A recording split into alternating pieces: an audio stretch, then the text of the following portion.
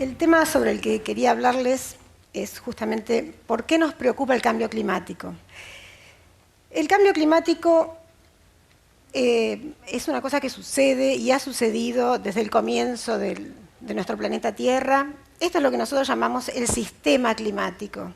¿Por qué un sistema climático? Porque el Sol, que es la fuente de energía de todo este sistema, es el que nos da la energía, irradia hacia nuestro sistema.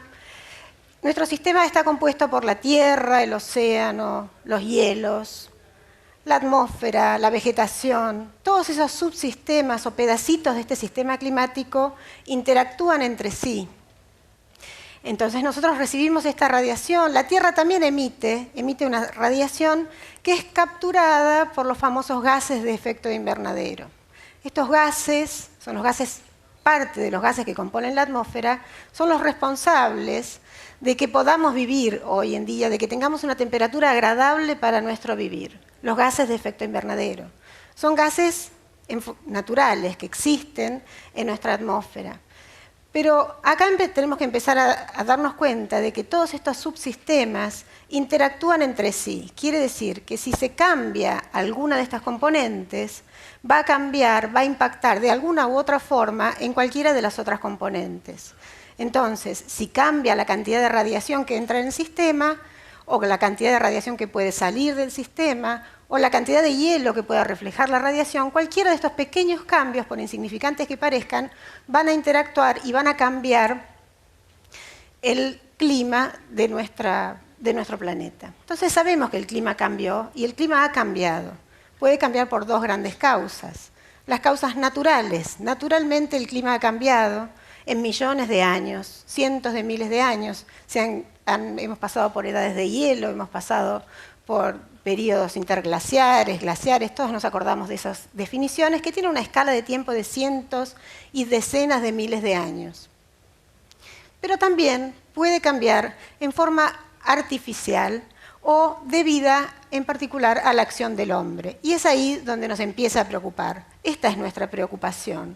El hombre está interactuando con el clima de una forma que lo está cambiando. ¿Por qué estamos tan seguros? Estamos tan seguros porque este gráfico, que parece un poco complejo, es lo que nosotros tenemos para mostrar, nosotros científicos, desde nuestras organizaciones internacionales. Este tema se trabaja a nivel internacional. Podemos mostrar con esa curva negra cuál es la temperatura observada desde comienzos del siglo XVIII al presente.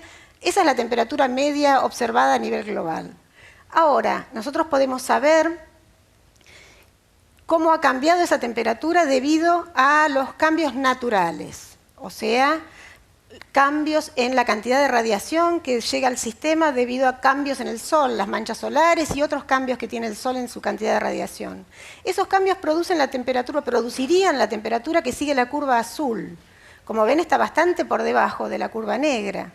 Para poder reproducir los valores reales de temperatura, nosotros tenemos que incluir en el análisis los cambios que produce el hombre. Quiere decir que sabemos que estas dos curvas se separan debido a la acción del hombre. Si fuera solamente cambios naturales, la temperatura tendría que ser bastante más baja que la que actualmente tenemos y podemos ver diferencias de, por ejemplo, más de medio grado o 1 grado, que parece poco, porque esto es una temperatura media de todo el globo, temperatura media global, verano, invierno, polos, ecuador, todo combinado nos da esta temperatura media que parece que no fuera tan preocupante. Pero, ¿qué es lo que nos preocupa? Nosotros vemos estos cambios, vemos cómo la temperatura en el panel de arriba ha aumentado desde 1850 hasta el presente, vemos que tiene un aumento que cambia año a año, pero va en aumento. Vemos que esto está acompañado no solo por aumentos de temperatura, sino aumento del nivel del mar. ¿Por qué aumentan el nivel del mar? El nivel del mar, la principal causa de aumento del nivel del mar es la siguiente. Así como aumenta la temperatura de la atmósfera, aumenta la temperatura del agua, aumenta la temperatura de los océanos. Al aumentar la temperatura, aumenta el volumen. Al aumentar el volumen, aumenta el nivel medio del mar.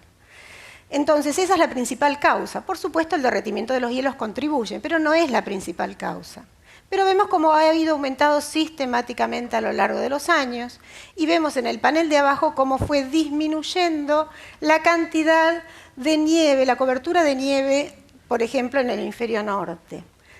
Eso quiere decir que nosotros hemos visto, sabemos que hubo cambios en todo el sistema climático, que se ejemplifican claramente, por ejemplo, con este caso. Esto es un glaciar en Bolivia, el Chacaltaya, que ha sido fotografiado en 4 instantes. Vemos en la primera fotografía de la izquierda, arriba, en el año 1940, la siguiente en el año 1982, la siguiente en el año 96, la última en el año 2005. Lo que podemos ver es cómo se ha disminuido la superficie cubierta por este glaciar. Esto es un efecto directo del aumento de temperatura en estas zonas. Esto es en Bolivia, es un glaciar tropical.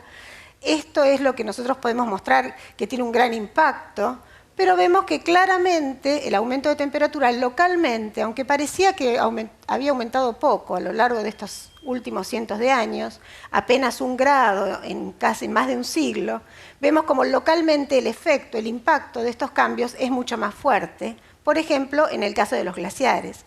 Que desaparezca un glaciar tiene serias implicancias en la sociedad que vive alrededor del glaciar. En general, las poblaciones alrededor de los glaciares toman el agua producto del deshielo de los glaciares, el agua que utilizan normalmente, tanto para beber, para alimentarse o para cultivar, proviene de los glaciares. Si el glaciar en el invierno no llega a formar hielo, en el verano no puede disponer de agua para la población. Entonces, nosotros estamos viendo esto, pero ¿cómo sentimos día a día que ha aumentado la temperatura? Recientemente hemos visto imágenes de la ola de calor de Moscú. La ola de calor que sufrió Moscú en el mes de julio y toda la zona alrededor de Moscú, en Rusia, fue muy impactante para la población, tanto que aumentaron al doble la cantidad de muertes debido a la contaminación surgida por los incendios y debido a las altas temperaturas, que tuvo un precedente hace no tantos años, en el año 2003, hubo otra ola de calor en Europa muy significativa en la que fallecen 15.000 personas en París solamente debido a la ola de calor. Europa entonces está teniendo cada vez más olas de calor. Pero ¿esto qué quiere decir? No necesariamente tenemos las temperaturas que tenía recién Male, no es que Moscú haya tenido temperaturas que superen 40 grados y 50 grados, sino que se mide de otra forma. Lo que vemos es que la temperatura supera un determinado nivel una cantidad de veces por mes. Por ejemplo, 25 grados, la temperatura máxima lo supera normalmente en Moscú, en el mes de julio, 9 días por mes. ¿Qué pasó? En este mes de julio lo superó 31 días. Los 31 días del mes de julio superaron ese umbral. Entonces, en el día a día, lo que sentimos es que cada vez tenemos más días con temperaturas elevadas y menos días con temperaturas por debajo de un umbral, con temperaturas frías y frescas. Este es un ejemplo de Moscú, pero nosotros en nuestro grupo de investigación trabajamos sobre datos de Argentina. ¿Qué es lo que pasó en Argentina? ¿Qué es lo que sabemos que ha pasado en Argentina y en todo nuestro país y nuestra región de Sudamérica? Que hemos tenido sistemáticamente cada vez menos ocurrencias de temperaturas por debajo de un umbral. O sea, temperaturas mínimas bajas, cada vez tenemos menos casos. Sobre todo en el verano, que la temperatura cada vez tenemos menos noches frescas, esa típica noche fresca de verano, cada vez hay menos ocurrencia de esas. Y cada vez tenemos más casos de temperaturas cálidas en meses que tradicionalmente eran de estaciones intermedias como otoño y primavera. O sea, se ha extendido los días de temperaturas más altas hacia octubre, hacia marzo, abril, mayo inclusive. Entonces, en el día a día nosotros sentimos claramente eso. No necesariamente temperaturas muy elevadas, pero sí muchos días con temperaturas por encima de un umbral. Pero hemos tenido recientemente otro evento extremo en la ciudad de Buenos Aires y sus alrededores, que fueron las sudestadas. ¿Qué es una sudestada? es un viento sudeste, oeste, muy persistente, que no deja que el río baje el agua sobre el océano Atlántico. Y no necesariamente tenemos que tener cada vez más sudestadas. Lo que sucede es que a la misma sudestada y el río estar a un nivel más elevado, produce un impacto mayor. Entonces, no necesariamente que el clima cambie más o menos va a redundar en que el impacto sea mayor o menor. Es más, las principales consecuencias de los informes que nosotros elevamos es que los países más pobres son los que van a sufrir más. Los países con menos recursos, los que estén menos preparados ante el mismo evento extremo climático, van a tener más pérdidas, han tenido más pérdidas y han tenido, digamos, consecuencias mucho más graves. No tiene que ver con el cambio climático, pero el terremoto de Haití versus el terremoto de Chile claramente mostró diferencias significativas en eso. ¿Qué sabemos del clima futuro? Este gráfico que parece un poco complicado, a lo mejor ya lo vieron. Nosotros sabemos lo que va a pasar con un alto grado de certeza. Entonces sabemos que la temperatura que ha venido aumentando, esa primera curva negra que ven abajo, en el gráfico de la izquierda abajo, es lo que ha sucedido. ¿Qué es lo que va a suceder? Va a depender de cómo reaccione la sociedad, qué medidas tome, para ver cuál de las curvas, si la roja, la verde, la azul o esa fucsia, va a ser nuestro futuro. Sabemos que va a aumentar la temperatura, sabemos que la temperatura va a aumentar mucho más en el hemisferio norte que en el hemisferio sur, porque el hemisferio norte es un hemisferio continental, el hemisferio sur es un hemisferio más marítimo, reacciona más lentamente, pero de nuevo, los impactos pueden ser distintos, no necesariamente relacionados a la cantidad o al aumento de temperatura que se va a producir. Entonces nosotros sabemos, hay informes que muestran todo ese tipo de resultados, y todos estos resultados surgen de los reportes del IPCC, que son las siglas en inglés, del Panel Intergubernamental de Expertos de Cambio Climático. Es un panel de las Naciones Unidas que se creó hace más de 20 años, que ha obtenido el Premio Nobel de la Paz junto con Al Gore hace un par de años por sus resultados. Es un panel de expertos, yo formo parte de ese panel de expertos, he formado parte del informe anterior y formaré parte del que estamos iniciando este año, y estos resultados, dada su rigurosidad, son resultados que se elaboran a lo largo de varios años. Para que tengan una idea, el último informe salió a la luz en el año 2007, hubo un gran revuelo a nivel mundial, mucho interés por qué resultados estábamos publicando, pero ese informe lo habíamos comenzado a escribir en el año 2004.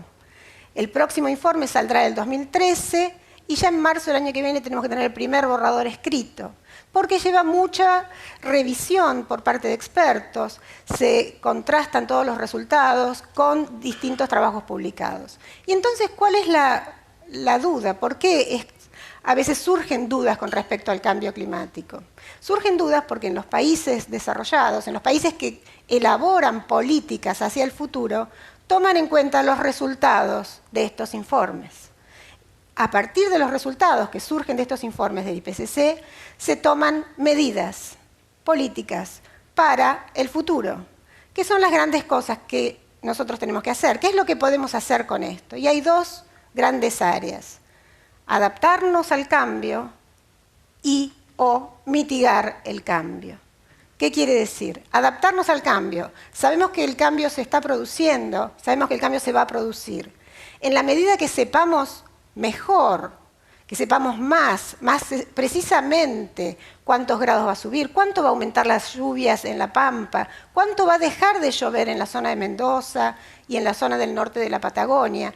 En la medida que nosotros conozcamos más, nos podemos adaptar a esos cambios. De hecho, la adaptación, el hombre autónomamente se va adaptando a esos cambios que son paulatinos.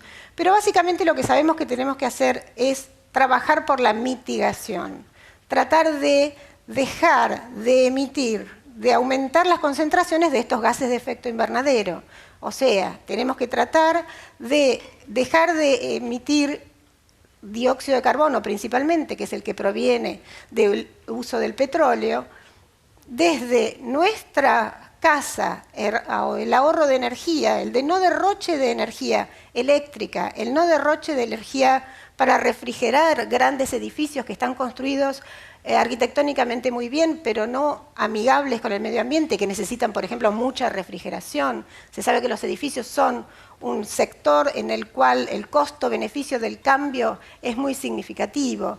Entonces, sabemos muchas de estas cosas, están publicadas en los informes, y entonces, ¿qué es lo que nos preocupa del cambio climático? Principalmente lo que más me preocupa es que no se tomen medidas, que no se tomen políticas para estos cambios, para adaptarnos al cambio, para que los impactos no resulten en forma tan negativa e inclusive poder aprovechar en algún sentido algunos de estos cambios en forma positiva para nuestro país y para nuestra región.